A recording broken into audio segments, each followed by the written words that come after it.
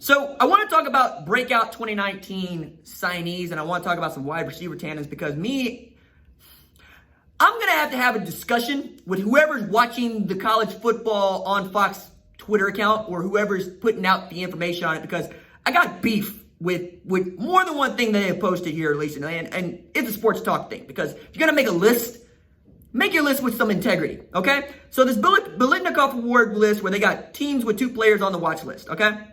You got Devontae Smith, Jalen Waddle from Alabama. Cool. Fine with that. LSU, Jamar Chase, Terrace Marshall.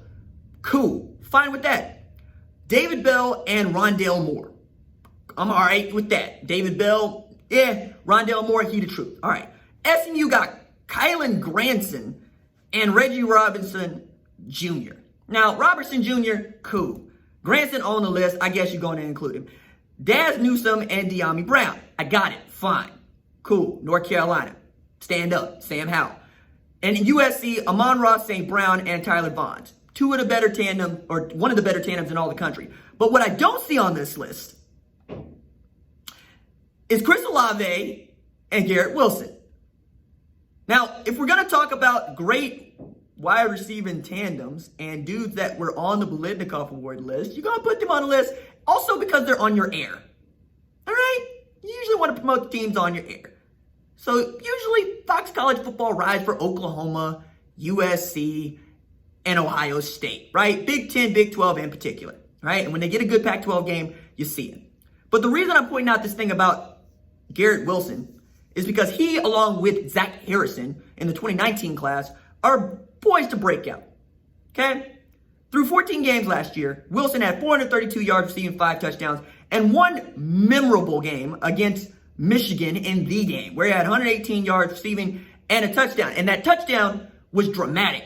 Justin Fields bit his knee. We were all scared that we were going to lose him for the rest of the season, that he blew an ACL, goes into the medical tent, comes out in the medical tent with a brace on his left knee, and then rolls to the left on the first play back and drops a dime in the back of the end zone to Garrett Wilson. That tandem is going to be great this year. I would have included them on the list.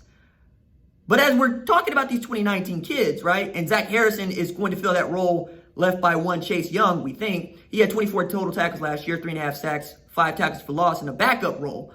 And now Zach Harrison gets to eat, one of the better prospects at his position in the 2019 class. I'm excited to see what he does. I'm excited to see what that Ohio State does in general, because I think they and Alabama have the best opportunity to win a national championship this year. But also, Tulsa's own Dax Hill ought to be able to have a breakout season this year, all right? 5-star out of Booker T. Washington, commits to Michigan after flipping to Alabama. Then he flipped back.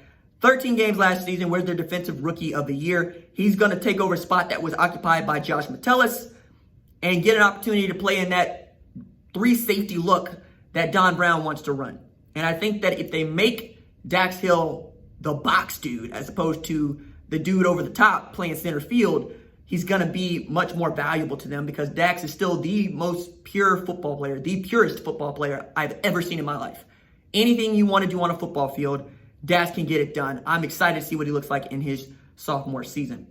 Another guy to keep an eye on needs to be Jerrion Ealy, running back at Ole Miss. Now with Lane Kiffin putting in an entirely different offense, I think he and John Rice Plumlee are going to have opportunities to strike. Ealy, who probably could have taken that baseball contract before just deciding to play baseball and football at Ole Miss, has it. 722 yards rushing last year with 6 touchdowns, and then 317 yards in kick returns, and he took one back to the house. So with something like a zone read option, maybe like the kind of scheme that Lane Kiffin oversaw with Jalen Hurts as a freshman, you could see some really nice things from them. On the defensive line, keep your eye on Zach Pickens, okay? With Javon Kinlaw gone, they need somebody that can take over that spot for them and perhaps lead them to another dramatic win like they had last year against Georgia between the hedges, where they also jacked the Bulldogs for their hedges. He had 16 tackles, but that's not what we're really looking at when we're talking about defensive tackles, especially interior linemen. We're talking about what kind of double teams you're going to draw and how good you are at splitting them and getting into the backfield. I'm excited to see what he's got. Mace Funa and Michael Wright at Oregon are 2 dudes to watch, along with true freshman Noah Sewell and Justin Flo. Funa, 26 tackles last year with 4 sacks, 8.5 tackles for loss, 6'2", 260 pounds, plays what Oregon calls the stud position, not unlike that jack position, going to be pretty good. Also take a look at Wright, who had 380 kick return yards and 21 tackles as a defender. He's poised to have a pretty good year in a year where it's really going to be just Oregon, Washington, Arizona State, USC, I think, as they're going to conference-only slates this year. Spencer Rattler, of course, we have touched on and we will continue to touch on. Didn't play a lot of snaps last year, but when I got to see him against South Dakota, looked good. When you got to see him in the Peach Bowl, everybody got excited. Even as Oklahoma got stomped 63-28, he was a bright spot. Jordan Whittington is the sleeper on the Texas Longhorn squad. He's the sleeper on the Texas Longhorn squad because he was out due to injury for the most part of last year. Played just one game after re-aggravating a growing injury. But playing that H receiver position slot with Jake Smith makes that the most talented position on the football field for Mike Yurcich in this offense that he's trying to install and run. Baylor Cupp at Texas A&M is also going to be exciting. This is one of the better tight end prospects we've seen in some time.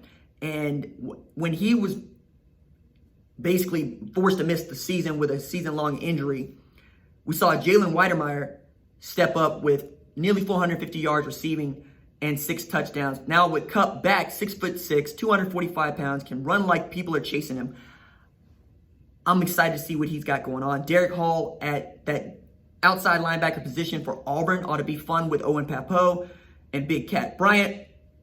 They lose an outstanding defensive lineman in Derek Brown, but I think they'll be able to come back from that. And I expect Kevin Steele to earn his paycheck as one of the highest paid assistant coaches in all of college football again. Joe Nada would not have made this list for me if Justin Ross wasn't going to be forced to miss this entire season for Clemson.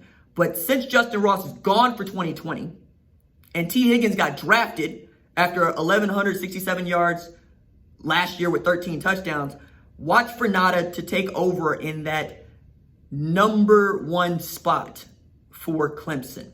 17 receptions last year, 240 yards, 3 touchdowns. I think he and Amari Rodgers are going to be Trevor Lawrence's favorite targets in 2020. Dante Lucas is not going to get a lot of pub, but he should. One of the best offensive linemen in that 2019 class at Florida State. He played in 11 games last year as a true freshman.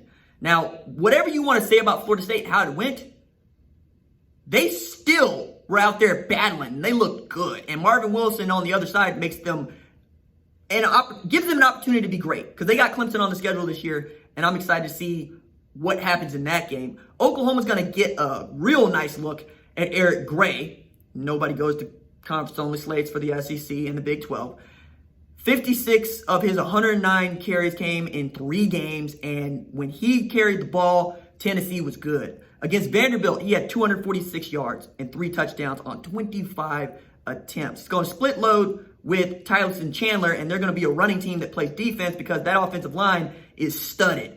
Wanya Morris, Darnell Wright, Jerome Carvin, and Cade Mays all on that line with Trey Smith. They're going to try to run at Alex Grinch's defense in September, and it's going to be about can you stop what you know is coming. Another dude that could be great for USC, Drake London.